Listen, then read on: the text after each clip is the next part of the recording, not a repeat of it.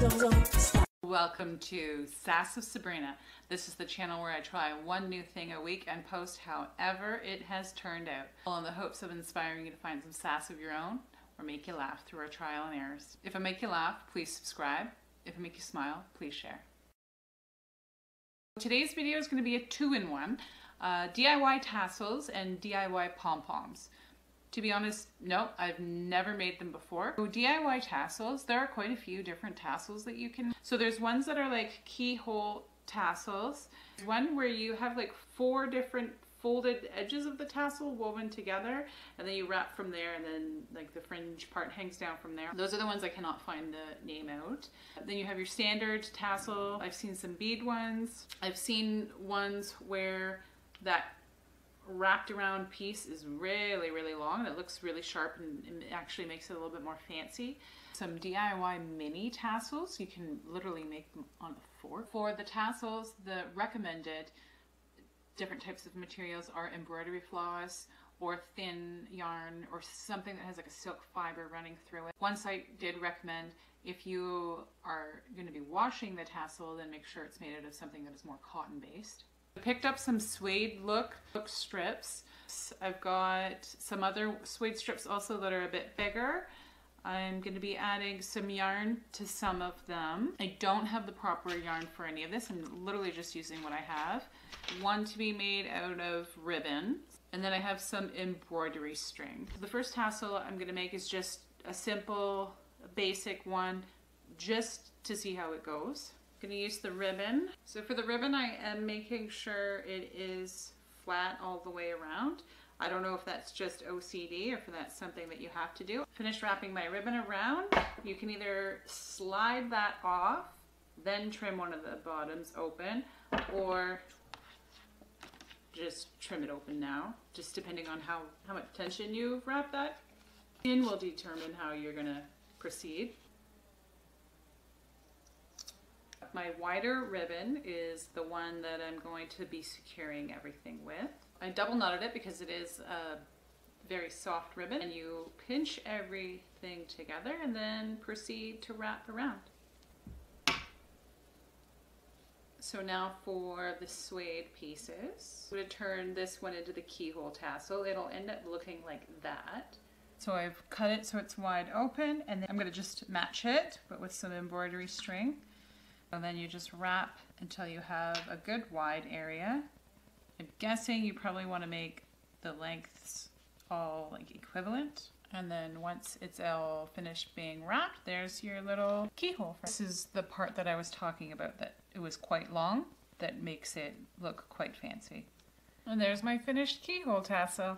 I'm going to attempt the tassel that I don't know the name of. I'm just calling it like a 4-loop tassel. I'm going to wrap the yarn around the cardboard 6 times, 4 different times. Once you have your 4 sections, you are going to make a bunch of loops. So you are going to be putting the ends in the loops, the ends in the loops, the ends in the loops, and once again, the ends in the loops. So you will end up with like a little box.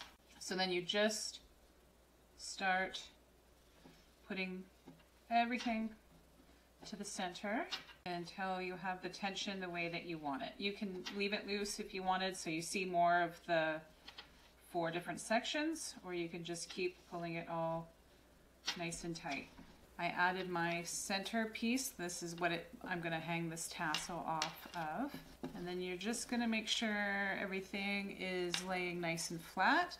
And then you're going to wrap around. So once you have your wrap section as long or as small as you want it, you're just going to tie it off.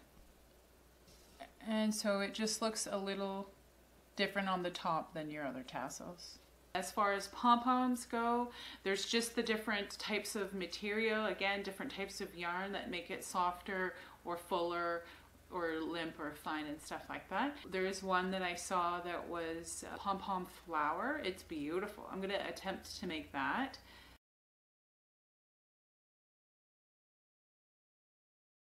You finish wrapping your white all the way around. You want the white to be even, and then you go back through with the flower colors, but not where you've previously wrapped. So you kind of want to make the density even all over. So I'm going to be filling in the center parts now. Once you have that second layer complete, you're going to rewrap it all with white. So then you go through the center and tie it off. And then you trim it. Can't get that quite tight enough. So with the proper yarn that you're supposed to use, which I actually can't pronounce the name, it's very thin, very fluffy yarn, and it fills right up. This I think is quite a bit too long. So the example I saw looked full like that all the way around. It was super cute. It was very, very pretty. So I might actually create a couple more of those and just make one big, massive pom-pom flower. Maybe I'll turn it into a tassel flower. There's a couple options there. So we just had Remembrance Day, so I wanted to see if I could make a pom-pom poppy. So overall, it's not too bad. I do wish I put more red in it. I am going to create another one while showing you in the video and adding more red. The red yarn that I have has these little quets that come off of it. So it's not completely fluffy, but it's still working out pretty good. I just wish I had put more. So yeah, pom-pom poppies. I'm taking my cardboard, it's about 2 inches wide. I'm just doing a single row of white pushed close together. So finish your single row, then add your 2 rows of white. They have to be clearly separated. I wrapped 20 times.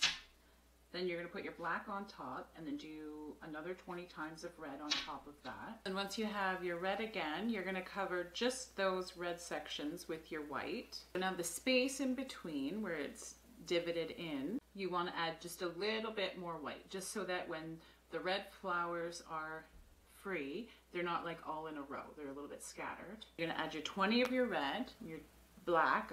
I went around 8 times on this one, and then 20 more red, and then white to finish it all off.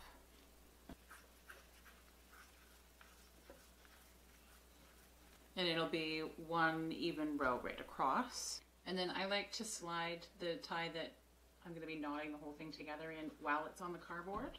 So take it off the cardboard, do your knots so that your pom-pom is nice and tight.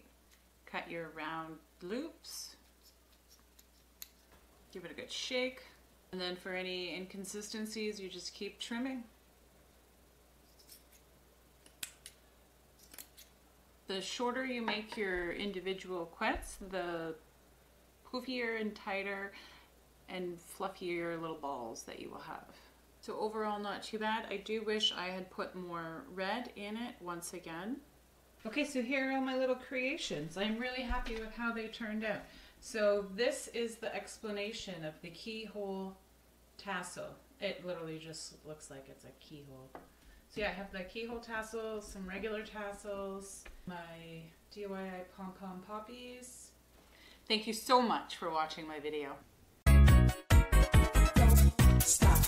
Don't stop.